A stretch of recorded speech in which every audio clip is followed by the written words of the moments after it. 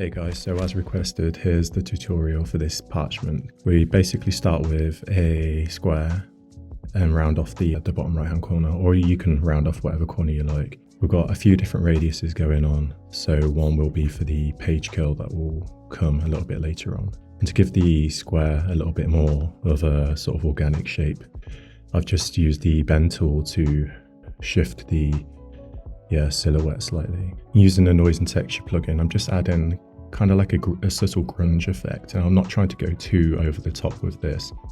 You can dial it however you want, but I think this particular style is more sort of like subtle than it would be sort of like realistic. I just added a really subtle edge highlight, and now we're going to kind of like chip into the edges. So we're just using the shape builder essentially, or like the pen tool for this. And we're just going to go around the edge, and I'll speed up this bit so it'll go a little bit faster. And then when we've essentially kind of like caught the details that we want, we're just going to fill it all in and then subtract it from the actual parchment shape. I added a rounded corner to these just to soften them a bit. You could keep them spiky, you know, whatever you want really, but for this style, softer and rounder is quite nice. And the good thing about Figma nodes is like you can just kind of like pinpoint a node and then like make that more rounded than the other nodes that are sort of, you know, on the same shape, which is really cool. And again, just adjusting the grunge overlay, just tweaking the edge highlight a little bit. I want it to kind of be there but not that obvious. And then we need to kind of like sort of chip into the paper, you know, add some sort of like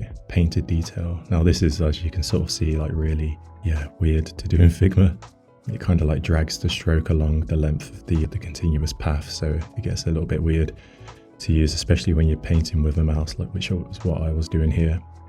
But if you've got like a stylus, to be honest, I've not even tried a stylus in Figma. I don't know if it works, but if you've got one, it's worth trying. Then using the simplify tool, all we're trying to do is just reduce the amount of like sort of like geometry that the paths have, just finding a decent blending mode. We want the effect to be there, but we don't want it to be too dominant at this point. You know, this sort of like distressed or sort of worn parchment sort of like hangs on the subtleties and stuff like that. And right now, just doing the page curl. So this is probably easier than it initially looks.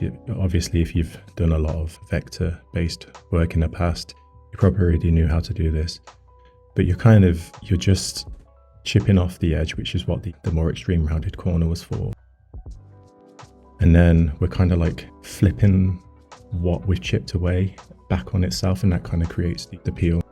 Basically, like if you were just to fold a paper in half, it's that type of thing really. I'm just thinking like if we put a little soft gradient, you know, that might just help separate the curl from the main parchment. Kind of like it's sort of lifting away and catching a little bit more light in that bottom corner. And yeah, just dial in the gradient stroke just to give a bit more separation. Looks quite nice. Just gonna put a little drop shadow on, like a really long sort of soft drop shadow. Really adds to the effect. And now onto the nail, and use the diamond gradient. You just want to try and create like a little bit of 3D form from it, kind of like it was beveled. I just need to chip in some highlights, and then I'll mask these with the shape underneath. I don't need those two side ones, something like that. Duplicate that, create a mask out of it, then just cap that off so it's nice and flat, maybe a little bit brighter potentially. And I will be actually colorizing this in a second. So like, this is the type of thing that you would create a component out of.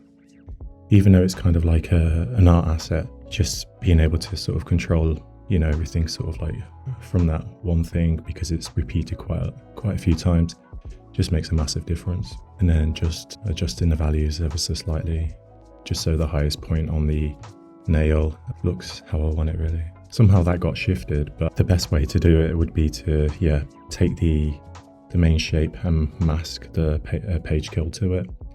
It just avoids it sort of shifting off that pixel perfect placement that I had before. And then again, just chipping into the base parchment, which we used to subtract Boolean operation on.